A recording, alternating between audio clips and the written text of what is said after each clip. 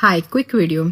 నేను ఎవరితో మాట్లాడప్పుడు ఇదే ఈ abuse and getting arrested and all that నాకు ఒక థాట్ వచ్చింది.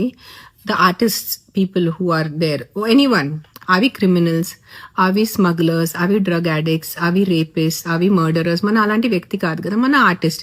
మన ఏదో వస్తారు, చేస్తారు, వెళ్ళిపోతారు. ఆర్ ఈవెన్ నాట్ జస్ట్ నేను కూడా కాదు, ఏదైనా ఇన్స్టాగ్రామ్ ఇన్ఫ్లుయెన్సర్ ఏదైనా. సో బూతులు ఎందుకు పెట్టాలి? మీకు నా పని నచ్చలే అంటే దాన్ని మీరు కమెంట్ చేయండి. బూతులు ఎందుకు పెడుతున్నారు?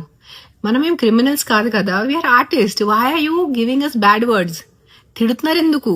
ఇంత గట్టిగా నీచంగా హారబుల్గా ఎందుకు తిడుతున్నారు? కొంచెం ఆలోచించుకోండి.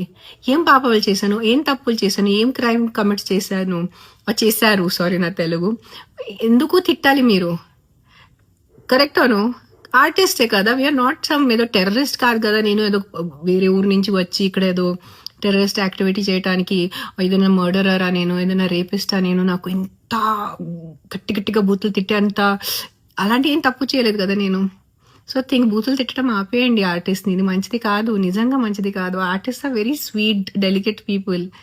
That's why writers, dancers, singers, actors, we are very, అంటే మన మనసు కొంచెం సాఫ్ట్ ఉంటుంది. తిట్టద్దు, ఆర్టిస్ట్ని తిట్టద్దు ప్లీజ్. తిట్టే వాళ్ళు, క్రైమ్ చేసే వాళ్ళని తిట్టండి, ఆర్టిస్ట్ని తిట్టద్దు. Think of it once what I said. సరేనా? Good night, bye bye.